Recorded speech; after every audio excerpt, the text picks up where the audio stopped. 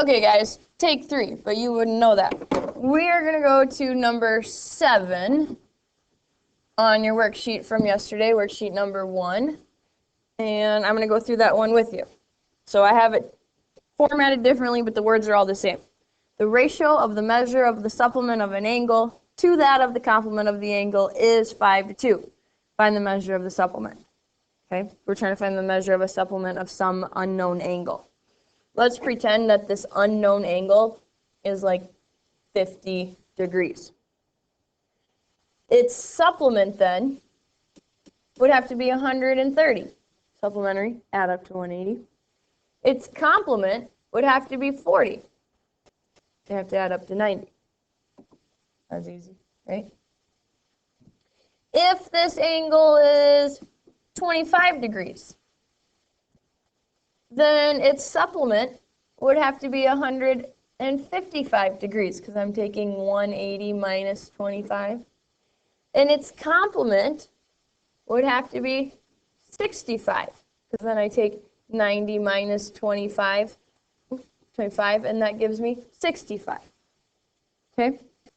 So we got complement and supplement. However, we don't know what this angle is, so I'm going to call it x. Okay? I don't know what it is, so we're just going to call it x. The ratio of its supplement to the complement is 5:2. Well, if the angle measure is x, then to find the supplement, I have to subtract it from what value? Right, 180. That's what we did right here. So this is going to say 180 minus x. If x is the angle, then to find the complement, I subtract that from x, just like we did right here. So complement's going to be written as 90 minus x. Okay? Reading here. The ratio of the measure of a supplement to the complement is 5:2. Okay? We can eliminate some of these words here. The ratio of the supplement to complement is 5:2. Getting rid of those, we should be able to write a math sentence here. Ratio, how do we write ratios? Yep, you can use the word 2. You can use a colon. You can use it as a fraction or that division symbol, but we'll just use a fraction. So, the ratio of the supplement to, the word 2 is this bar. The complement, 90 minus x, is, math symbol equal sign, 5:2. There's our proportion. We're going to solve this for x. Solve your proportion. You are going to cross multiply. So 2 times the quantity, 180 minus x, equals 5 times the quantity, 90 minus x. Distribute. I'm going to subtract 360 to the right and add 5x to the left.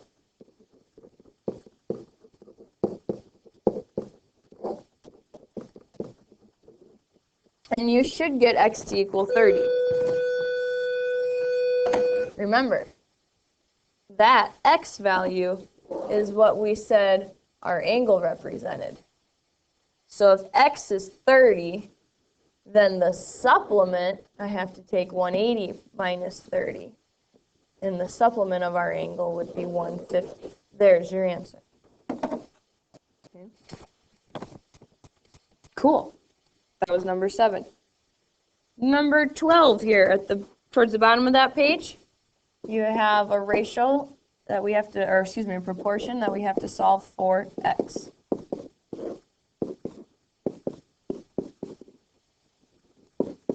To solve a proportion, we have to cross multiply. If you notice in this first numerator, I already have multiplication within it. It's not just addition. I'm going to multiply up here first. I'm going to distribute that x through, and this becomes x squared plus 5x. Now, when I go to cross multiply, I'm going to multiply those two first. 4 times the quantity x squared plus 5x equals, and now we're going to cross multiply our means, and you get 12 times the quantity x plus 8. distribute your 4 and 12 through.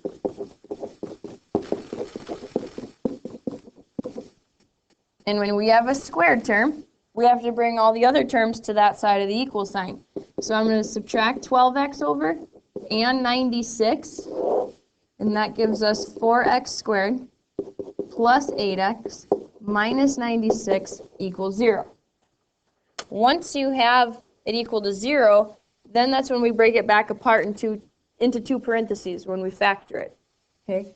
I haven't talked much about this yet, but anytime you're going to factor, you always want to take out your greatest common factor first, your GCF. So looking at the numbers 4, 8, and 96, they all have 4 in common. So I'm going to factor that out.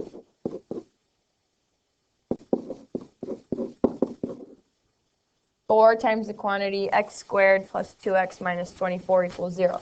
Factoring out is kind of like dividing. So if I were to distribute this back through, then I would get the equation right above it. I don't want to distribute it back through. I'm trying to make these numbers smaller for us. Okay?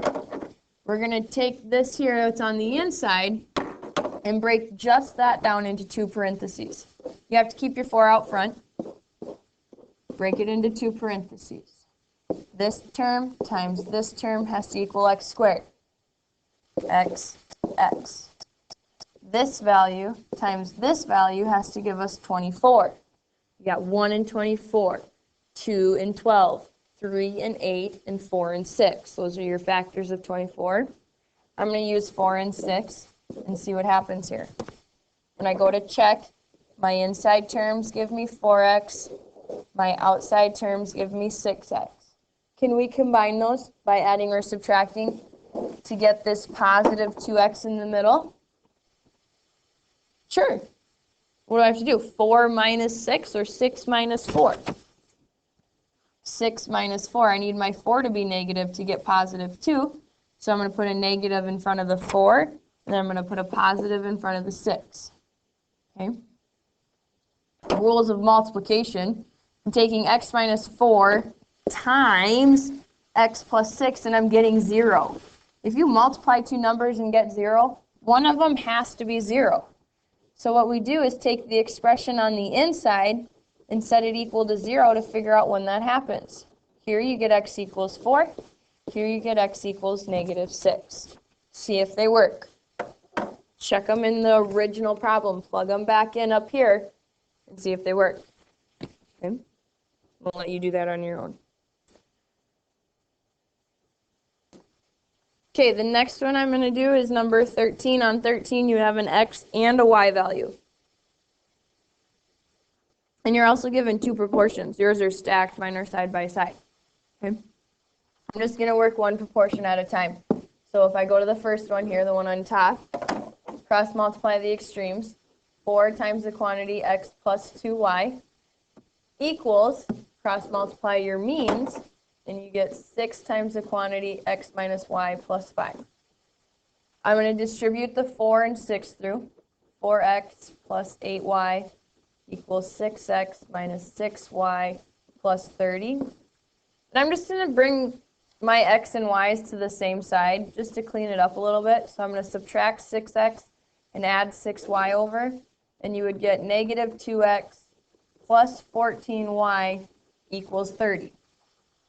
So we have one equation, because one equal sign, with two variables, an x and a y, which means I need to come up with another equation. Good thing we have another proportion here. Cross multiply the extremes on the second proportion. 3 times the quantity, 2x minus 3y, equals, cross multiply your means, and you get 2 times the quantity, x plus y plus 4. Distribute, 6x minus 9y equals 2x plus 2y plus 8. And I'm going to bring my 2x and 2y over to the left side as well. And here I have 4x minus 11y equals 8. Two equations, two unknowns. You guys should be getting really good at this. You can either substitute or eliminate. When I look at the two that I have up here right now, My x and y's are both on the left side. This is set up pretty good for elimination. Because if I wanted to do a substitution, I'd have to get either x or y completely by itself. Instead, I'm going to eliminate. So I'm going to take these equations and stack them, double checking that all my terms line up. My x's, my y's, my equal signs, and my numbers. Okay? When you eliminate, remember you want to get rid of just the x's or just the y's. I'm going to pick my x's because I have a positive in the bottom and a negative in the top. And I just need to take this top one times 2 so that it becomes 4. So then it's negative 4x plus 28y equals 60. I'm going to combine these two. 4x and negative 4x cancel. Negative 11 plus 28y would be 17y. And 8 and 60 would give me 68. Divide both sides by 17. And y equals 4. You need to take that 4, that y value, and plug it into either this equation or this one. Either one of your two that we started with. I'm just going to substitute it into this blue one up here. So 4x minus 11 times 4 equals 8. 4x minus 44 equals 8. Add 44 over. 4x equals 56. Divide by 4. And x is equal to 13. All right. Double check that your name is on that after you get done filling out number 13. Remember, you did not have to do number 20. Once you have 13 copied down, hand it up.